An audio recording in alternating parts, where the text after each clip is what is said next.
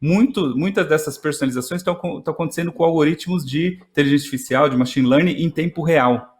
E aí é como se os algoritmos estivessem fazendo microtestes a cada visita, a cada interação.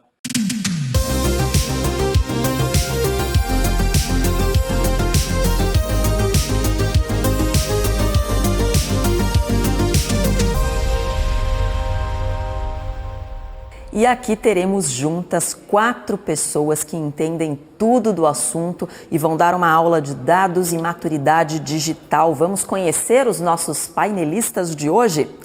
Publicitário pelo Mackenzie, ele tem mais de 20 anos de experiência no mercado. Começou a carreira em agências de publicidade, passando por JWT, Havas, Dentsu e Cheil. Como gestor de marcas, foi um dos responsáveis pelo lançamento dos modelos i3 e i8 da BMW no Brasil. É head de mídia Latam da Fiat Chrysler Automóveis, a FCA, responsável pelas marcas Fiat, Jeep, Dodge, Ram, Chrysler e Mopar no Brasil e na América Latina, além de VP do Comitê de Mídia da ABA, Associação Brasileira de Anunciantes, e conselheiro do IAB Brasil. Bem-vindo, Denis Onishi. O nosso próximo convidado, olá Denis, o nosso próximo convidado é criador de conteúdo desde sempre. Ele iniciou sua carreira em publicidade em 2007, primeiro como gerente de conteúdo e mídia na Riot, depois gerente de Digital PR na Live Ed e, por fim, como gerente de planejamento e social media na Wunderman.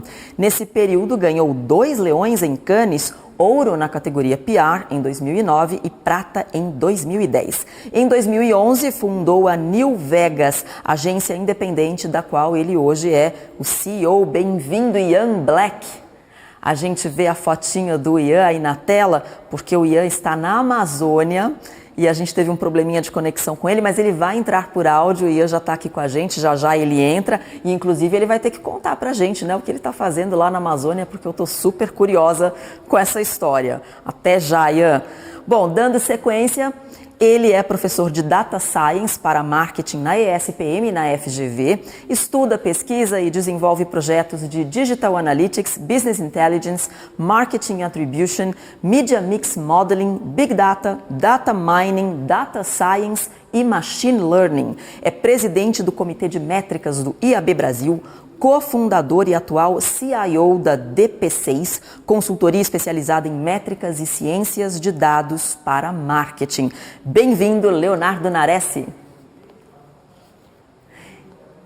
E para mediar esse painel, eu quero apresentar para vocês ele que é formado em sistemas de informação, pós-graduado em administração e tem especialização em marketing digital. Sua especialidade é trabalhar com os dados e montar estratégias digitais utilizando performance.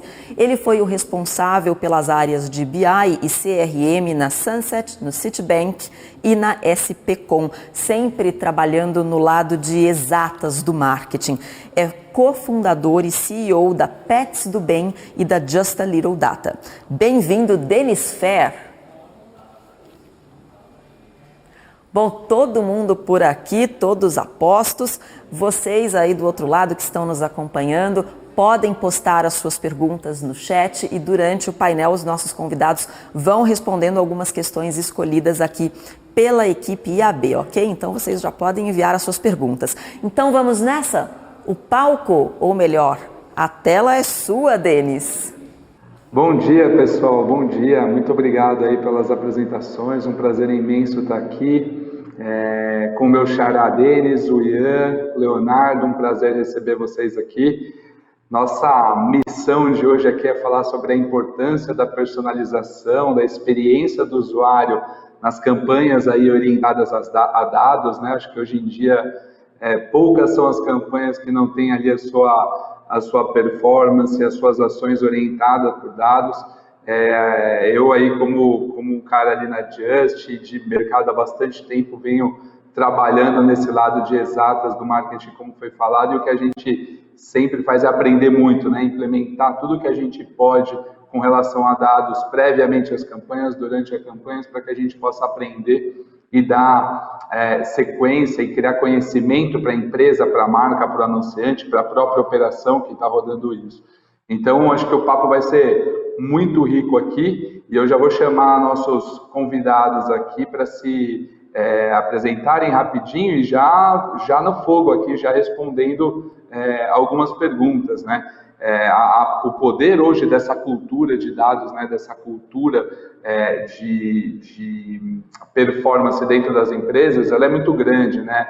Dentro das grandes marcas, dos grandes anunciantes, das grandes agências, todos eles já atuam com uma célula de dados e ficam ali tentando implementar metodologias, parceiros, ferramentas, performance, métricas novas todos os dias para melhorar suas campanhas. Queria que vocês se apresentassem e já dessem um bom exemplo ali de qual foi um impacto mais positivo, qual foi ali uma ação super positiva que vocês tiveram com a aplicação de dados no dia a dia das campanhas. Então, Denis Onish, acho que a gente pode começar com você, meu xará. Seja bem-vindo e vamos já dando um bom exemplo de alguma coisa super prática que a gente já tem aí no nosso dia a dia de uso desses dados para começar a aquecer essa conversa. Olá, xará, bom dia, obrigado, é um prazer estar aqui, obrigado, IAB. Bom, xará, é o seguinte, como você falou, a gente tem uma sala de performance dentro da FCA, do qual a gente busca, enfim, investir melhor cada real que a gente coloca na mídia, né? E uma coisa que a gente tem estudado bastante é até com relação à predição, porque um exemplo que você me pediu agora é o seguinte: a gente está conseguindo achar algumas correlações que mostram que, dependendo da quantidade de usuários e dependendo da quantidade com que esse usuário interage dentro do nosso site, a gente consegue entender se a gente vai vender mais ou menos. Essa correlação está subindo a cada dia que passa, mas a gente já está em algo próximo de 0,8. Então, isso é algo que, com os dados, a gente está chegando num modelo muito interessante de predição. Excelente, um índice super alto mesmo. Quanto mais perto de 1 aí, né, para o pessoal estar acompanhando, mais perto da excelência a gente busca. Modelagem estatística, predição, propensão, muita gente usa churn também para plataformas de venda recorrente como modelagem, são super comuns aí hoje em dia, são métricas no marketing super comum. A visão do cliente num lifetime value, não olhar só aquela transação única, mas olhar ele na linha do tempo, também é super importante. Léo, me diga uma coisa, no teu dia a dia, no dia a dia da DP6, vocês atuam demais com métricas, com analytics e dando esse direcionamento para os clientes de vocês, para as campanhas de vocês. Quais são esses modelos mais utilizados? Se você puder também compartilhar com a gente algo bastante interessante que você viu com um ROI bastante positivo, para dar de exemplo pessoal, seria bem bacana. Legal. Obrigado, Denis. Bom dia a todo mundo. Eu acho que é muito interessante isso que você falou de aplicação dos dados, né, de enxergar o objetivo final, porque na prática o que os anunciantes e que as empresas querem é melhorar o resultado, né? Não querem só um modelo bonito, não querem só dados por dados, e isso faz bastante diferença.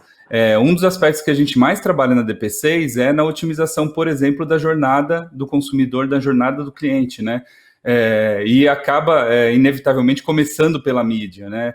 E a mídia é um grande foco de investimento dos anunciantes, né? Um grande montante de dinheiro que é colocado ali, e os trabalhos que a gente tem feito em atribuição nos últimos anos, acho que têm sido os que têm garantido bastante mudanças e impacto nesses nossos clientes, tá? Com o trabalho de atribuição a gente consegue enxergar qual o melhor mix de investimento, né, entre os canais, entre os sites, né, e todos os parceiros ali de mídia que a gente pode colocar, e isso pode, né, gerar impactos, né, como de 5%, né, como foi um caso até mais recente, de 5% numa taxa de conversão, até dobrar, né, uma taxa de conversão, ou aumentar 15% o ROI de determinada campanha, né, de alguns dos nossos clientes.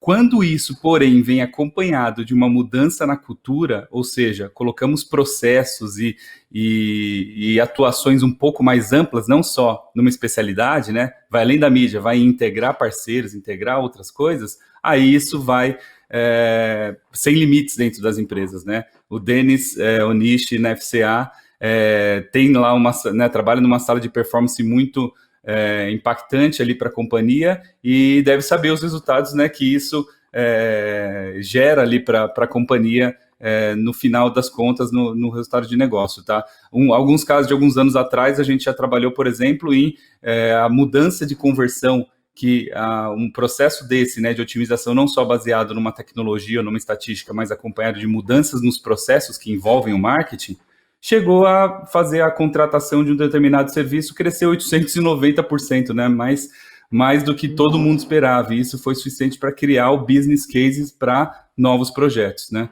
Então, nem dei nome aos bois aqui, porque a gente não pode, né, abrir alguns cases assim, mas o impacto precisa ser conectado com toda a companhia, né?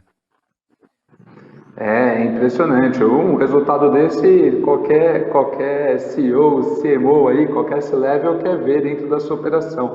Só fazendo esse gancho, e vou voltar aqui com o Denis, e já chega em você, mas só para fazer esse gancho, quando você fala dessa implementação da cultura, dos processos, isso significa uma mudança de foco, de mindset mesmo na empresa, né? Deles, então, só puxando esse gancho, eu vou voltar contigo rapidinho. Essa área, como é que ela é estruturada? Quais são os skills diferentes que você tem junto ali trabalhando para que a gente possa desenhar esses processos, aplicar essa inteligência toda, aplicar essas modelagens que foram faladas, utilizar de fato essa métrica no dia a dia ali do business. Se você puder compartilhar um pouquinho para a gente, né, sem contar o segredo ali de dentro que você não possa, mas um pouquinho do mix de skills que você tem dentro desse time que roda as operações de performance da mesa.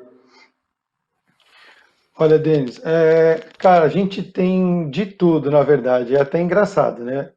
Porque a gente tem desde pessoas que fizeram publicidade, que estudaram economia, que são estatísticos, que entendem de UX, que entendem de performance, que entendem de HTML, que entendem de uma série de coisas. Então, esse caldeirão, na verdade, né, essa diversidade de conhecimento traz para a gente sempre um olhar diferente para aquilo que a gente está fazendo e para aquilo que implementa, né? Porque, inclusive a parte de criação, porque a parte de performance, eu brinco que ela tem um limite.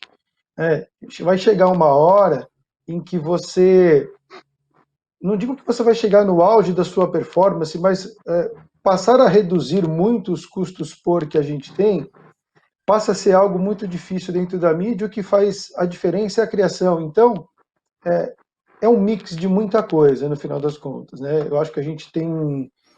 eu acho que o maior segredo dessa história toda, como o Léo estava falando, é a gente começar a mudar o mindset da companhia. E a gente sair da base do achismo. Porque aí a gente passa a não achar mais nada.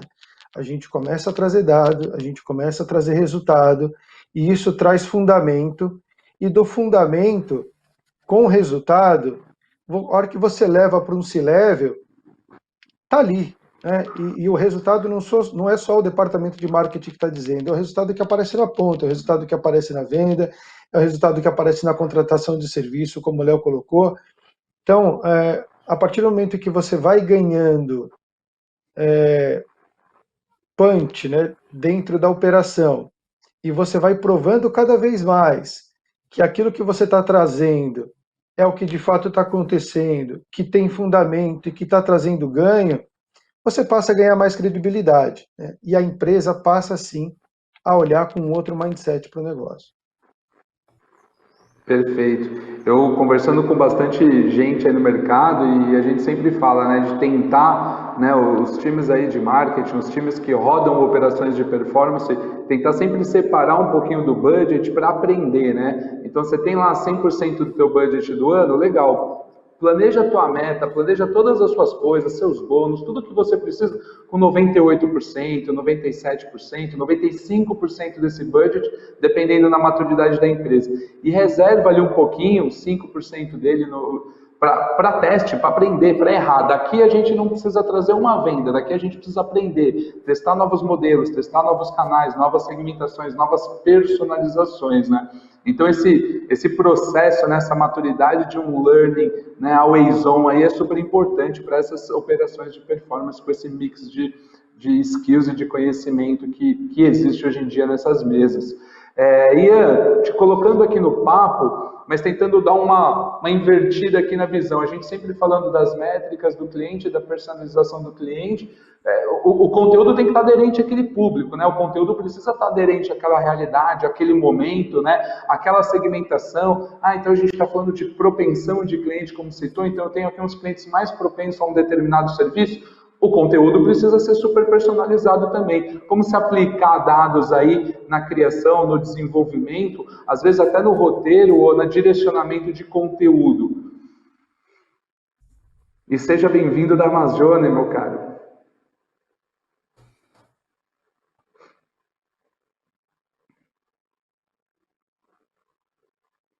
O Ian tá só com a fotinho aqui, eu não sei se o áudio dele tá saindo.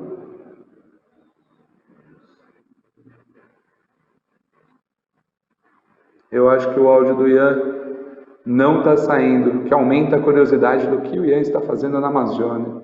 A gente vai estabelecer a conexão com ele de novo e volta.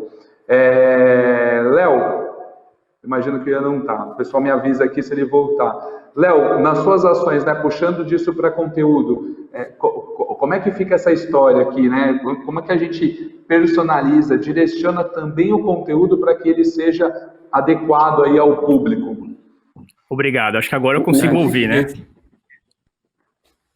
Temos o Ian, por favor. Olha só, o Ian chegou. Isso. Ótimo, esse é algum dos percalços de estar aqui. Ouvir? Eu te ouvi a pergunta, foi muito claro, acho que só o meu microfone então não estava com permissão para transmitir.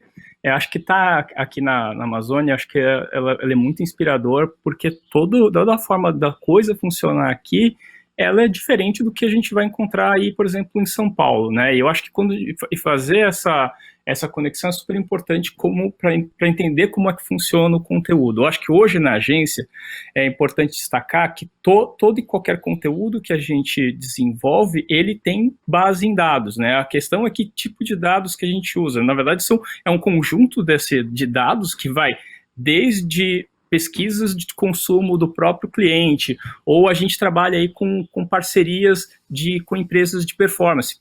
A gente já interseccionou trabalhos aí com a própria Just ou com a própria DP6, que tem uma inteligência muito específica de dados, e a gente ainda tem um outro tipo de fonte, né, entre várias outras, que é pesquisadores de campos, antropólogos, que vão entender de fato como é que funciona o comportamento das pessoas, porque quando a gente pega só um tipo de dado, talvez a gente vai entender ali de forma mais técnica um comportamento de consumo, mas a gente entende aqui dentro que para de fato conseguir entregar algo que seja relevante, que aumente a nossa potência, eu tenho que entender aquele consumidor como um todo, como um indivíduo, e como ele se relaciona com todo mundo, com a sociedade, e como isso vai se refletir também no hábito de consumo dele. Então, em cima disso, trazendo todas essas coisas para a mesa, é que a agência vai pegar e definir como é que vai acontecer um trabalho específico para um cliente, porque também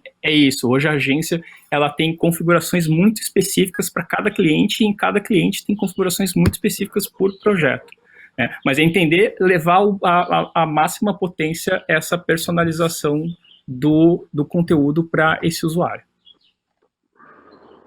Perfeito. É de extrema importância falar a mesma língua, tem que estar casado, não adianta nada a gente fazer, né, uma modelagem super grande, uma segmentação super grande, ter ali no nosso banco de dados, né, um apontamento para personalização, se o conteúdo, que não deixa de ser o hero aí sempre da história, a mensagem não for adequada àquele público, àquele momento, àquela situação.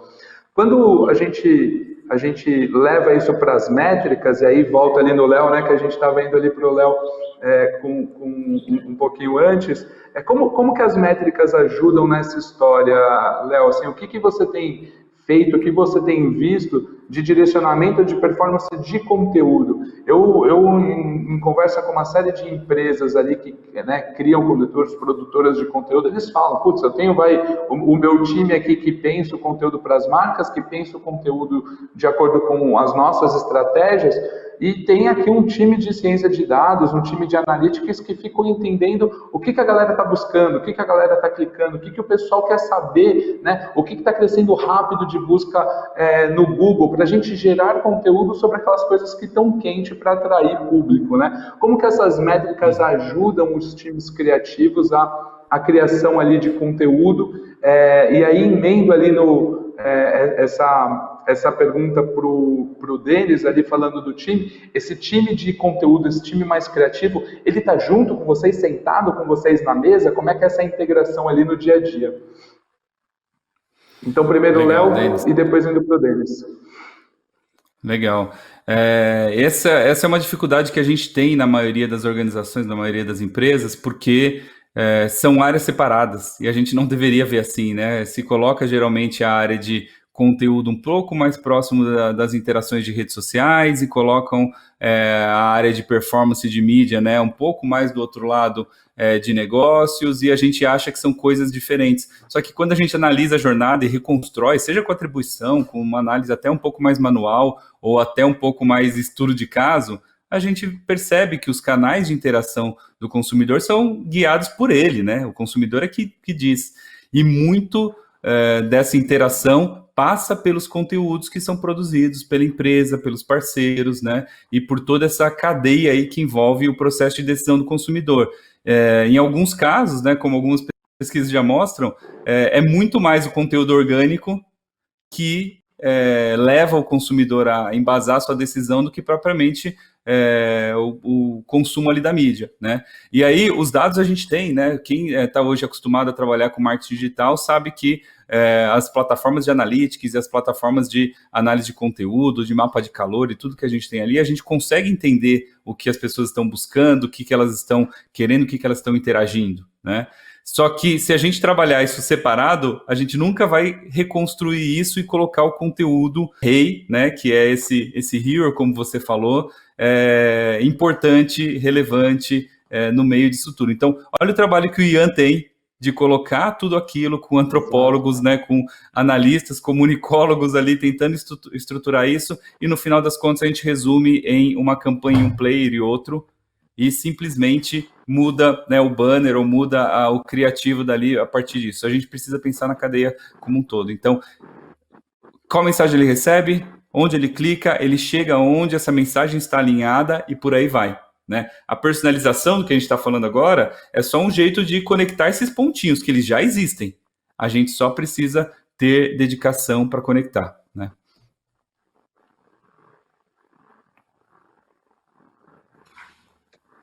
Bom, respondendo aí a pergunta, eu acho que esse ponto que você mencionou, Léo, ele é super importante, né? Respondendo a pergunta do Denis, a gente tem sim a parte de criação junto com a gente, e a gente faz bastante teste AB, ABC, ABCD, ABCD, FGH, a gente faz teste de tudo que é jeito, e é engraçado porque muitas vezes o que a gente testa são chamadas, são jeito de colocar ofertas, é a cor do carro, e a gente roda um tempo e entende o que mais chamou a atenção e passa a trabalhar com isso. Conectando o que o Léo estava mencionando sobre a personalização, a gente diz, né, a gente tem uma teoria de que todo dia tem alguém comprando carro. E todo dia, agora, por exemplo, 11 horas da manhã, eu tenho alguém que está olhando para uma campanha minha em awareness, eu tenho alguém que está montando um carro, eu tenho alguém que está gerando um lead e eu tenho alguém que já está fazendo um test drive na concessionária. Então, a gente tentar entender qual é este momento da pessoa e poder levar ela para o lugar certo, eu acho que é o grande segredo, obviamente respeitando todo o conteúdo e a mensagem que é dada em cada fase que supostamente esse usuário está. Perfeito. E aí você falou, né, o Google tem aquele exemplo dos micromomentos ali, outras empresas têm as suas metodologias e falam disso também com bastante clareza. Hoje, a todo momento, a todo segundo, você tem gente querendo todas as opções de coisa. A empresa ela precisa ter a sua camada, a sua estrutura, as suas plataformas prontas e preparadas para atender com personalização cada um desses, né? E aí você comentou, pô, tem gente lá gerando lead e tem gente fazendo test drive, né? Isso nos traz aqui, né, um online, o digital e um offline atuando também nisso, né? Como que é esse mundo? Aí eu vou fazer a volta aqui, eu começo contigo, o Denis, meu xará aqui. Como que é esse mundo do on e do off integrado, né? Quais são os principais desafios hoje para essa personalização também para o off, na geolocalização, nessa integração de o cara fez um lead no digital, ele teve um preço ali que de repente ele chegou a ver, mas ele entrou na loja física, mas ele está ali no Google olhando a concessionária do lado, tua concorrente, gerando lead ali também. Como que é essa integração do on com off, como que a gente tenta levar a personalização de uma forma integrada para os dois mundos? Aproveito esse gancho para falar que a Diana Branisso, que está nos assistindo, mandou uma perguntinha que acho que ela cabe aqui nesse momento. Então, como é que é essa integração desses dois mundos, a personalização disso e as estratégias de geolocalização, já que você tem diversos pontos físicos espalhados pelo Brasil, onde de fato tem uma transação acontecendo ali também. Cara, essa é uma pergunta de $1 milhão, na verdade, né? Porque diferente, o nosso modelo de negócio, né? Eu acho que cada indústria tem o seu, mas o nosso modelo de negócio, eu dependo de um concessionário para fazer a venda. Então, é difícil eu ter uma jornada que ela comece no nosso digital e ela termine de uma forma muito fluida e muito personalizada dentro da concessionária. Então, o que a gente está fazendo é tentando cada vez mais usar de tecnologias para que na ponta, né, na concessionária, a gente consiga identificar essa pessoa, para saber por onde ela já passou, porque com isso a gente tem absoluta certeza de que a gente vai dar para o vendedor mais informação para que ele consiga realizar a venda. Tudo que é relacionado à parte de mídia, geolocalização, preço e oferta, a gente consegue fazer. Mas a hora que a gente depende da ponta e de identificar essa ponta, é a parte mais complicada do assunto. Que nós estamos trabalhando em conjunto, né? Digo conjunto que não é só o departamento de marketing, mas é marketing, desenvolvimento de rede, ICT e as concessionárias, para que a gente consiga conectar e criar essa jornada única. Tá? Mas, infelizmente, a gente ainda não consegue. Entendido. Tem um ponto aqui que ela também coloca na pergunta, que é sobre os modelos de predição e tudo mais, se eles consideram um canal exclusivo, né? Um modelo de predição olhando só para um digital, ou um modelo de predição olhando só para um offline, olhando só transações via redes sociais. Eu acho que não, tá, Diana? Os modelos de predição, eles são sim multicanais. E você pode, inclusive, montar modelos de qual é o canal de preferência daquele consumidor. De 100% de transações que ele me gera, 80% vem do digital, 20% vem de um offline, vem de um ponto só de venda, um PDV só, ou N PDVs, caso você tenha ali, né, um volume grande de lojas espalhado pelo Brasil, pelo mundo. Então, os modelos de predição olham um cliente como um todo e você consegue melhorar esses modelos colocando os pontos, né, de onde as transações ou os engajamentos, enfim, o objetivo do modelo estão sendo feitos. A pergunta de $1 milhão ela é bem complexa mesmo, né, Denis? Porque isso é o que todo mundo, principalmente os varejistas, o pessoal de CPG, fica lidando a todo momento, né? Como é que eu faço essa integração do on com off? Como é que eu tenho a informação do offline, né? Muitas vezes, você na tua indústria, no caso, você tem ainda acesso a 100% da transação que acontece no offline.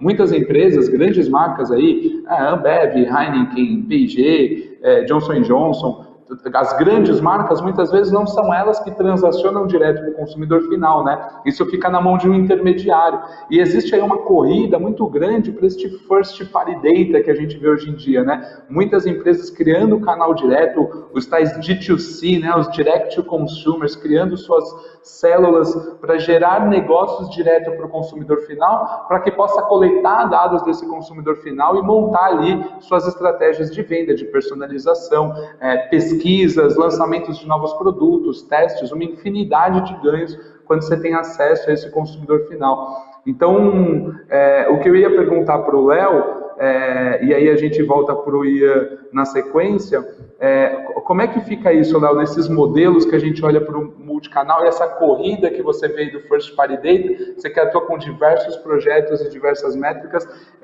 isso é muito real hoje em dia, né? Tem bastante budget aí sendo colocado em jogo para a criação desses bancos de dados, desses First Party Data, desse relacionamento direto com o consumidor, né? Com certeza. Acho que como até foi discutido no painel anterior aqui, quando se falou bastante em privacidade, né, a gente sabe que as marcas, as empresas estão passando por um momento em que as bases de cookies e as bases de dados que a gente tem ali, que antes eram livres, né, e muito assim tratadas com descuido, elas precisam hoje ser melhor gerenciadas e elas estão entrando em escassez, né? Porque a gente não pode hoje transferir dados terceiros, não pode mais hoje com as legislações transferir dados terceiros sem consentimento, a gente não pode tratar isso de uma forma insegura, né, tudo isso. Ou seja, o seu dado de terceiro, hoje em dia, ele está mais arriscado de você conseguir coletar, manter, né, gerenciar, e isso parece até que é uma evolução natural, né? Porque precisou uma lei, na verdade, para fazer o direito do consumidor valer, mas é uma evolução natural pela qualidade, porque imagina que o dado de terceiro, todos os seus concorrentes têm, né?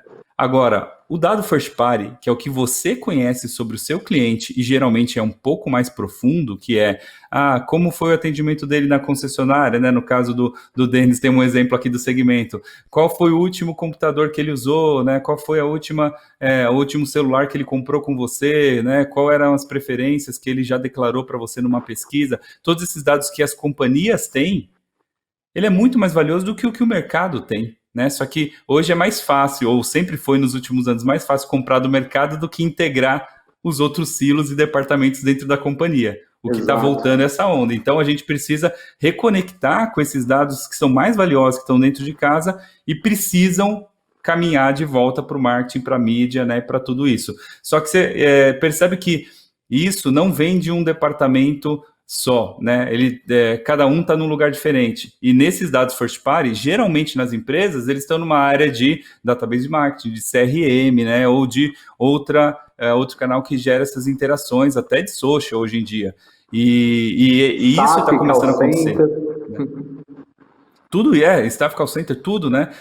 E a gente precisa, então, fazer com que essa corrida conecte esses lados, e não que essa corrida seja só atrás de tecnologia. Tecnologia é importante, a gente está vendo. Todo mundo que tem algum envolvimento em marketing deve estar vendo aí o crescimento das ferramentas de orquestração de jornada e de automação de CRM, de automação de marketing, né? Nos últimos anos, a gente viu um boom em todos os nossos clientes disso. Só que se isso for tratado em uma área separada, desconectada da comunicação, desconectada do conteúdo, desconectada da mídia, você só vai criar mais um fornecedor que está dentro de casa, só que na verdade ele atua quase como um fornecedor externo, né? Difícil de integrar, difícil de conectar. Então, existe essa corrida, ela vai ser essencial para a gente conseguir fazer essa personalização, porque senão daqui a pouco a área de mídia vai eu não consigo saber o que eu vou usar, a CRM vai falar, eu não sei o que ele faz na internet, né?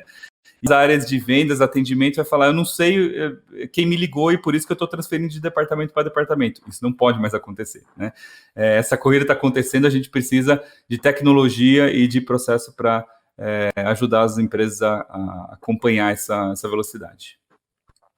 Exato, eu acho que isso ajuda a responder uma pergunta que o Alisson Santos fez aqui para a gente, com relação a como podemos fazer a empregabilidade, né, dos nossos bancos de dados internos, né, nas estratégias de performance. Eu acho que você respondeu bem isso. Não é só o dado de mídia que está na mesa de performance, dado de CRM, o dado que vem lá do saque, o dado da fabricação do produto. Eu já participei e operei mesas de performance que estavam lá vendendo o catálogo inteiro de produto daquela empresa e, na verdade, tinha produto que estava em falta, tinha produto que estava parado porque era importado, tinha produto que com o estouro do dólar, aí, o aumento do dólar, ficou praticamente inviável de vender e o pessoal falando, putz, a mídia aqui parou de performar tal coisa, ou comemorando metas e metas sendo batidas por ter gerado um volume de lead, um volume de venda alto, e o saque e o time lá de entrega, de logística, suando a camisa porque não conseguia dar vazão naquilo. Então, realmente, as mesas de performance, elas precisam estar integradas ao business da empresa,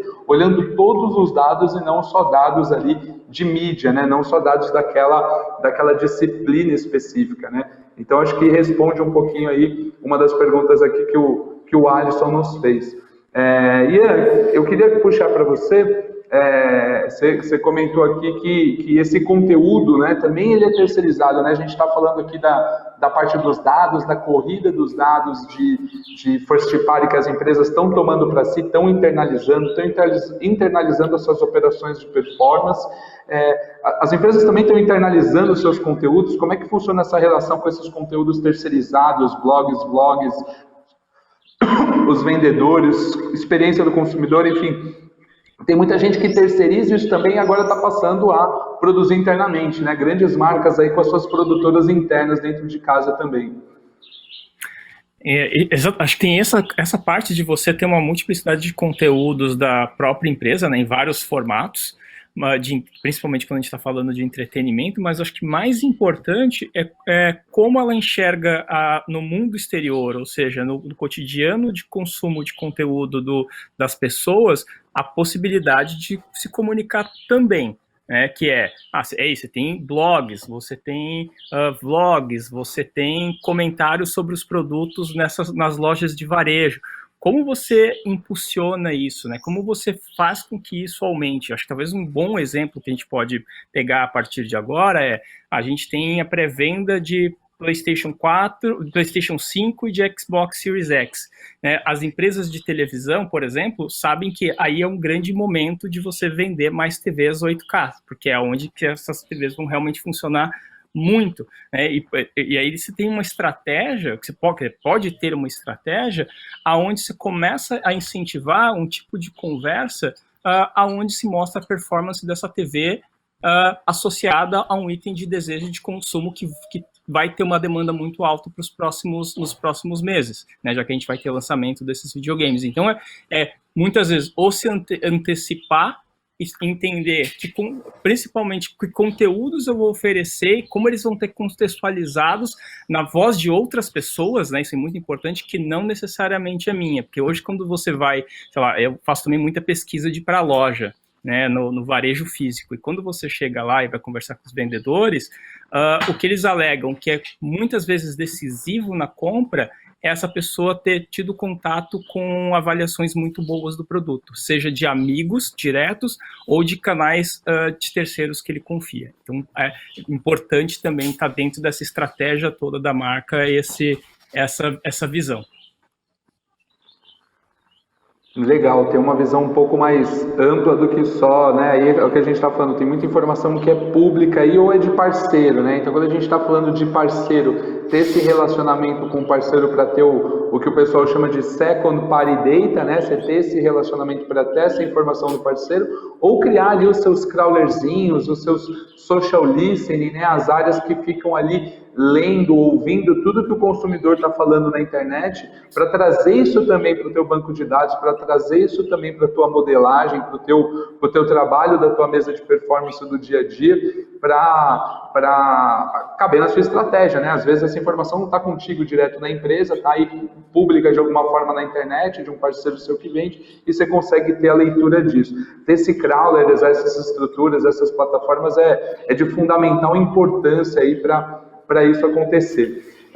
Eu vou continuar contigo aqui, Ian, e eu vou voltar aqui no nosso caminho para levar para uma outra pauta aqui, falando ainda de personalização, falando ainda de algoritmos. Quando a gente joga aí para as máquinas, né, joga a execução das coisas para as plataformas digitais que fazem essa distribuição, a gente vê muita gente começando a criticar de que, putz, o mesmo conteúdo está indo para as mesmas pessoas, os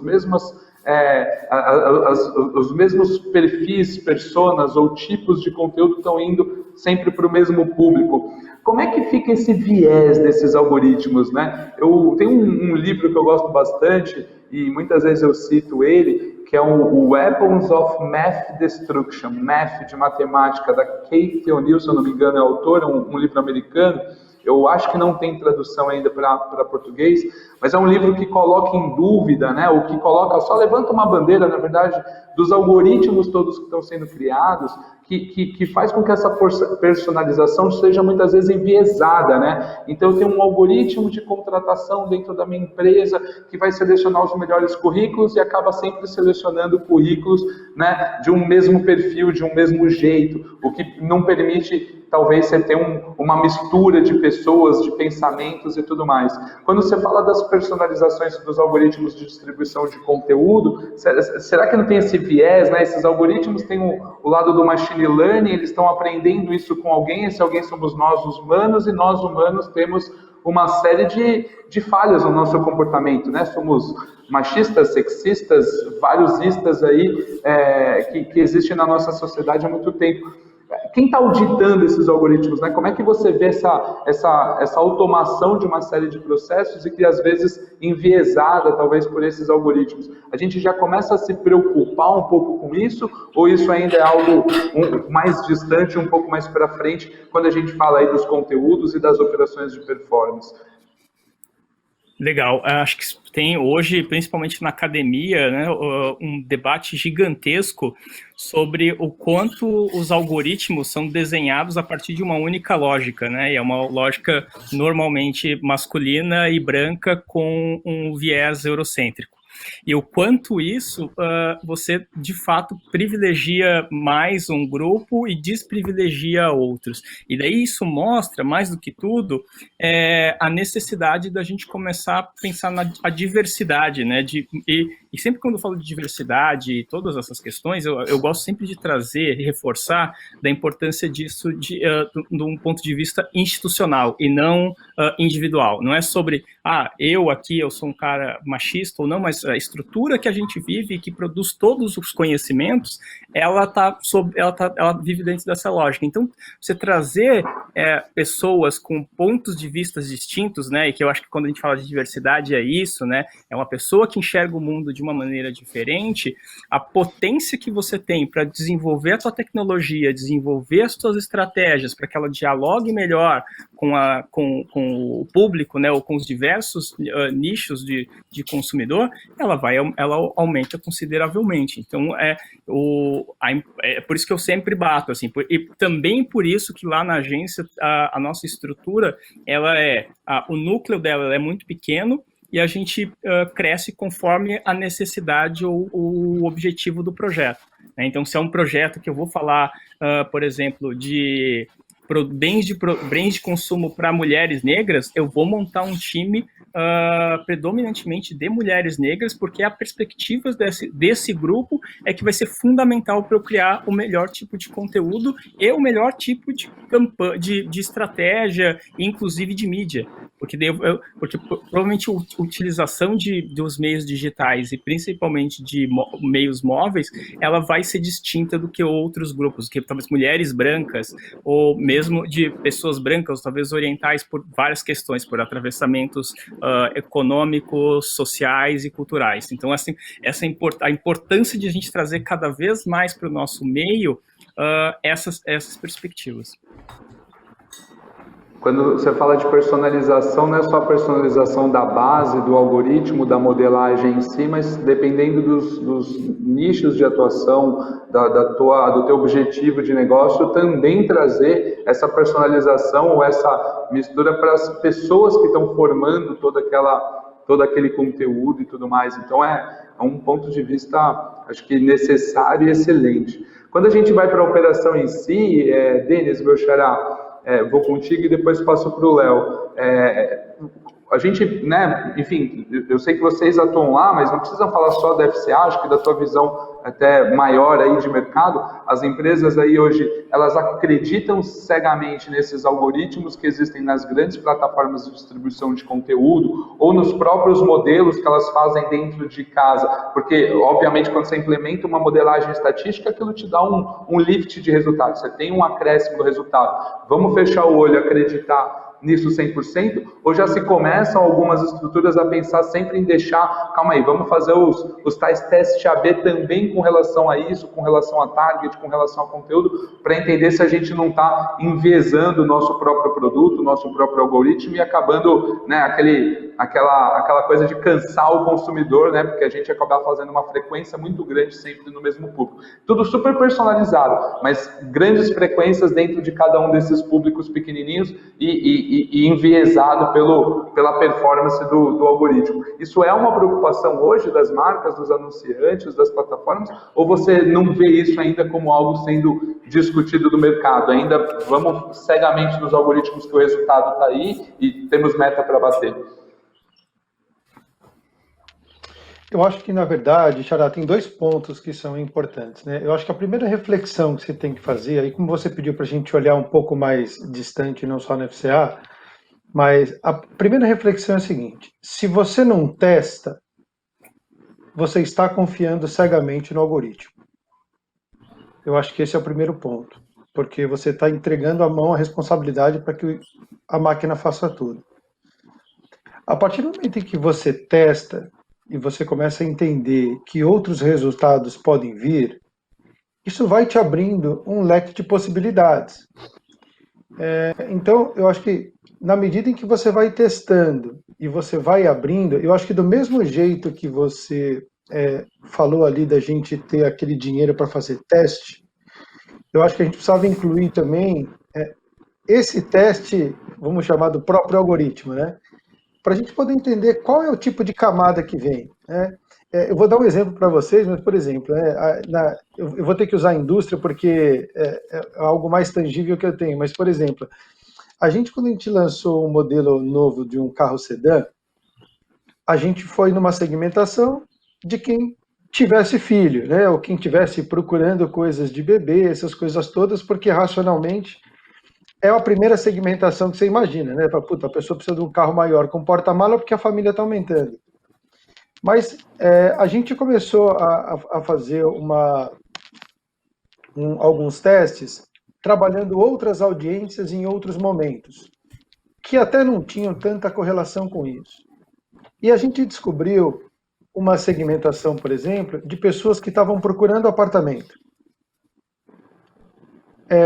E começou a dar um resultado muito grande e muito maior até daqueles que estavam procurando por coisas de crianças. Então, assim, eu acho que cada vez que você testa, você vai descobrir algo diferente. Você pode descobrir algo que não sirva para absolutamente nada, ou você pode descobrir algo que possa ir te dando novas ideias e você possa testar novas coisas. E eu acho que toda vez que você faz esses testes, é um jeito da gente driblar o algoritmo, né? E aí um outro exemplo que eu queria dar é o seguinte: a gente tem gente hoje que, o lead é a vida, né? Se o cara não tiver lead, ele não tem vida.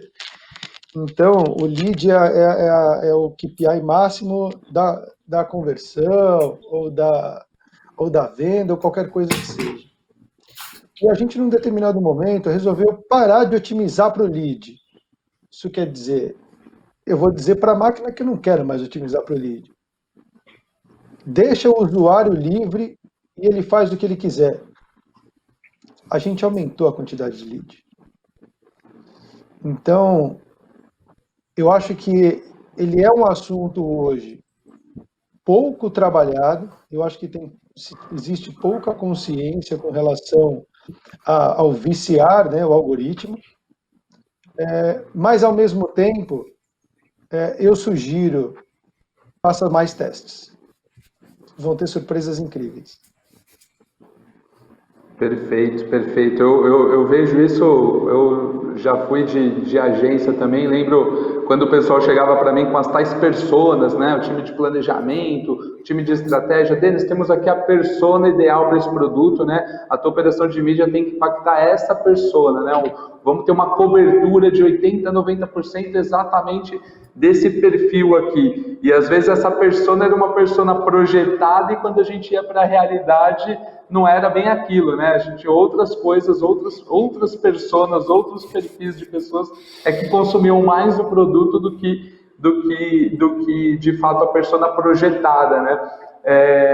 Léo, quantas vezes você já desmistificou esse mundo, quantas vezes você já pegou, né, esse erro ali quando a gente vai olhar para as métricas, como o Denis estava comentando, de às vezes a gente imagina um caminho, tem a ideia de um público, de um target, de alguma coisa nessa linha, e quando a gente vai olhar para os números, putz, não é nada daquilo, né? Aquilo gera conhecimento que deu certo, que você melhora seus resultados, conhecimento que deu errado e que você rapidamente para de errar, né? Você toma uma ação rápida para parar de gastar o dinheiro ali numa personalização errada de público. Quantas e quantas vezes você já não quebrou essas personas que às vezes são criadas aí dentro da área de planejamento, não que seja errado criar isso, é uma hipótese, é um primeiro caminho daquilo, mas que às vezes quando a gente vai para dados, quando a gente vai para performance, a gente descobre tantas outras boas alternativas quanto aquela que foi projetada. É isso aí. A gente vê isso acontecer o tempo todo, né? E conectando com o que o Denis Onishi diz, a gente tem que tomar cuidado para não viciar o algoritmo e, ao mesmo tempo, não se viciar no algoritmo, né? Porque cada vez que a gente coloca investimento num algoritmo desses, né, parece que o mundo mágico se abriu. Parece que agora tudo faz sentido, parece que a conversão aumenta, parece que o resultado vem e você não precisou fazer nada, né? E isso dura pouco, porque a gente sabe que depois você fica refém daquele algoritmo, você não sabe o que ele está fazendo, você não sabe que vieses, né, de decisão ele está tomando ali. E aí quem tem a coragem de ou fazer um teste, né, testar algumas hipóteses, ou de analisar os insights a fundo que aquilo ainda pode gerar, aí consegue descobrir isso, né? E aí acho que é importante essa mensagem, ou esse aprendizado aqui de que mais do que você implementar o algoritmo ali, você tem que ter um cuidado para não terceirizar a sua estratégia, o seu negócio, né? Porque se você joga isso para um algoritmo caixa preta, que seja nas plataformas de distribuição de conteúdo, seja nas plataformas de mídia, seja no modelo que você mesmo criou, se você terceiriza isso para o algoritmo, ele vai tomar a decisão que ele tiver. A não ser que você revise constantemente com testes, com analytics, né, com mais informações, aquilo vai tomar decisões por conta própria, uma hora vai virar um monstro para você, né? Então a gente precisa sim colocar isso. Quando a gente fala disso em conteúdo, é ainda mais importante porque o conteúdo tem um aspecto subjetivo que é difícil de materializar, né? Quando a gente começa a entender que conteúdo ou que mensagem deve funcionar melhor para que público. É por isso que essa complexidade toda do conteúdo acabou se resumindo em personas nas empresas, né? Nessas estratégias que são grandes planos, né, de grandes segmentos.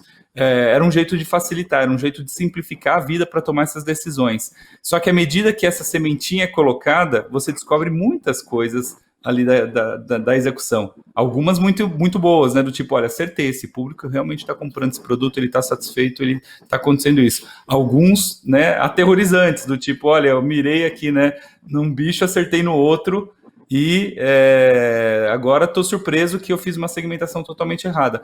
E aí a gente volta, acho que até no conceito do que a gente chama de plano de estratégia, porque o plano ele tem que ficar no lugar dele mesmo, que é o plano, né? Ele é aquela visão pré-execução. Na hora que você faz a execução, né, que você realiza, você tem que retroalimentar. Ele tem que se tornar vivo, né? O plano, ele é aquele passo anterior e depois a gente precisa fazer com que a execução se alimente e retroalimente tudo isso que está acontecendo, né?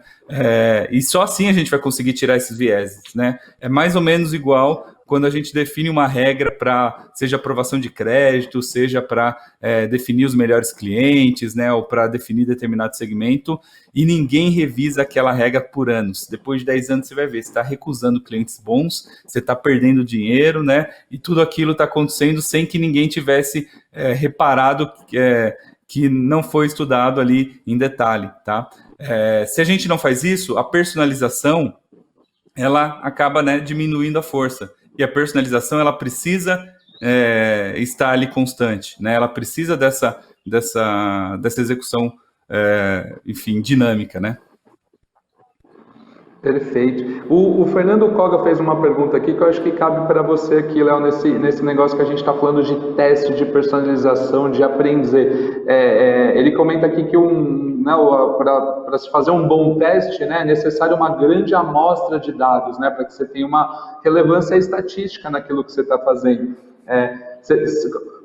Eu vejo que sim, para se fazer um bom teste é necessário uma amostra estatística de dados correta. Eu não sei se isso é tão grande assim, se há necessidade de ser tão grande, se não dá para ir aprendendo pequenininho, com os grupos de controle de uma maneira correta, mas injetando ali o dinheiro, injetando ali o investimento, aos pouquinhos aprendendo, contornando rota, para daí sim ir para um público massivo. Qual que é o tamanho se a gente estiver falando aí em volume de pessoas, em uma ação talvez digital, que eu acho que seja mais fácil, qual que é o tamanho, né? Se é que tem um tamanho mínimo para essa amostra estatística aí, para essa necessidade da necessidade de se fazer um bom teste, né? Tá bom, é legal você falar isso, porque a gente tem muitos mitos em relação à execução de testes ou até de análise estatística em relação à amostra, né? Quantas pessoas perguntar. E quando a gente vai executar os cálculos necessários para isso, recorre aos detalhes técnicos e estatísticos, a gente descobre que o cenário é um pouco mais favorável para a gente do que a gente imaginava, né? Quando a gente vai, por exemplo, planejar a amostra para uma pesquisa, né, para você entender uma opinião, uma resposta simples, né, uma pergunta, uma resposta simples do Brasil inteiro, se a pessoa vai votar em determinado candidato ou não, se ela vai tomar determinada ação ou não, o que ela prefere ou não prefere, uma amostra de 2.500 pessoas no Brasil inteiro é suficiente, né? E quando o cenário começa a ficar um pouco mais complexo, o que ela compraria em detalhes, mais perguntas, mais segmentações, mais extratos, isso começa a aumentar. É a mesma coisa para teste, tá? Dependendo do que você vai testar uma variação, 2 variações, qual que é o histórico de conversão ou o histórico de resultado daquilo que você vai testar. É feito um cálculo, já entrando num termo mais estatístico, de poder estatístico, statistical power, na hora de fazer esse cálculo de amostras para testes, tá? Isso é um cálculo que ele é dinâmico, não é uma fórmula simples, porque ele é retroalimentado à medida que a conversão vai mudando ao longo do teste, mas não é nenhum bicho de 7 cabeças, tá? Em várias campanhas ou em vários projetos que a gente trabalhou, às vezes uma amostra de 0,5% de uma população do seu site ou da sua campanha foi suficiente para chegar numa estabilidade em relação ao teste que se queria fazer, tá? Além disso, já que, né, entraram num tema um pouquinho mais técnico aqui, é legal a gente saber que o teste ele tem um direcionamento e um modo de trabalhar para realmente tentar identificar com estatística o que deu certo e o que não deu certo entre 2 ou mais caminhos ali, né?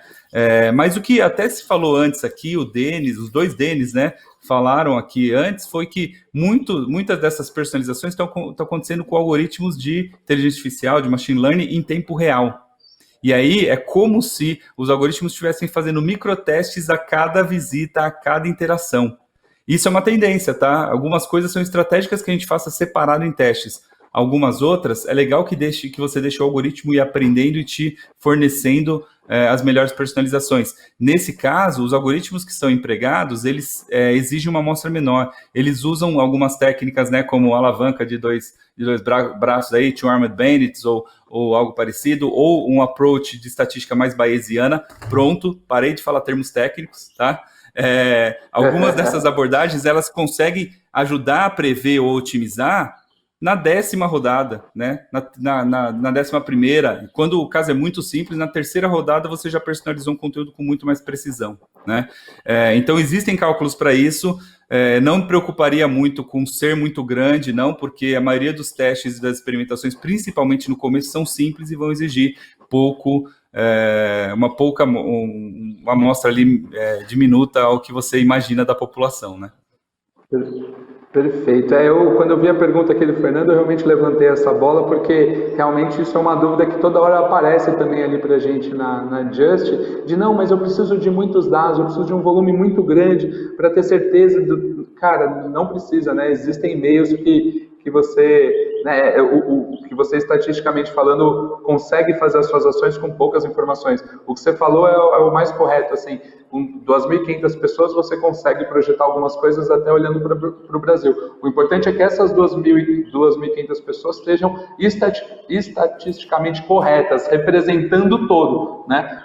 É muito mais de você ter uma representatividade do todo do que pegar 2.500 pessoas, sei lá, com o mesmo perfil, que moram na mesma região, com a mesma faixa etária. A ideia da representatividade, ela é mais importante do que o volume em si dos dados, né? Então, acho que a gente responde aqui o Fernando. Pessoal, são quase meio-dia, a gente está encerrando aqui o nosso painel. Eu vou pedir aí uma última dica aí para cada um de vocês, mas já dando aí uma mensagem final, tá? Eu vou deixar o Ian por último, porque todo mundo quer saber o que o Ian está fazendo na Amazônia. Então, vamos aqui deixar ele por último e mata essa curiosidade aqui com a gente. Denis, meu xará, muito obrigado aí pela participação. Dá sua mensagem final com uma última perguntinha aqui. O pessoal está perguntando assim, quais são as vantagens e desvantagens de se ter uma mesa de performance interna, né, de você fazer esse processo de internalização da mesa de performance. Eu lembro que quando eu trabalhei em agência e comecei a contratar, por exemplo, estatístico, matemático, físico lá para trabalhar com a gente, era um ser fora do contexto da agência na época, 2000 e bolinha ali, 2007, 2008, era um contexto completamente fora. Então, como é que você gere essa pessoa, os custos que essa pessoa tem, os bancos, por exemplo, que super contratam estatísticos com os planos muito maiores ali de incentivo e tudo mais. Quais são os desafios, né, bons e ruins de se ter uma mesa de performance interna? E já deixa teu tchau aí pro pessoal. Legal. Bom, eu acho que a primeira coisa, na verdade, que era uma teoria que a gente tinha lá atrás, é de que a gente ter uma mesa de performance interna, ela faria com que a agilidade das coisas e das decisões que precisassem ser tomadas, ou de qualquer tipo de alteração que a gente precisasse fazer, elas seriam feitas na hora. Então, esse sempre foi o critério que a gente usou para ter todo mundo lá dentro. Só que a pandemia acabou com esse critério. Tá cada um na sua casa, tá todo mundo trabalhando e olhando para o seu computador, não tem ninguém mais junto, nem sentado perto. Então, eu acho que o critério não vale mais. Eu acho que a questão é qual é o tamanho da integração que você tem. Seja ele só uma agência, seja um time dedicado, seja um squad, seja qualquer coisa. Eu acho que o grande segredo é governança e diria confiança no time que você tem. Porque ele estando perto ou estando longe, eles vão performar do mesmo jeito. Então, não sei, eu acho que aí vai de cada um. E eu só queria terminar aqui, tem um livro que eu gosto muito, chamado Rápido e Devagar. Tá? Eu vou até colocar aqui, eu vou ter que ler o nome do cara aqui, Daniel Kahneman. Tá? Chama Duas Formas de Pensar. Ele ganhou um prêmio Nobel de Economia em 2011, escreveu esse livro dando dicas de como a gente toma decisões na vida. E como a gente estava falando em vícios, a nossa mente é viciada para tomar decisão. Então, vale muito a pena. Obrigado. Valeu, Denis, muito obrigado aí pela participação, pela troca.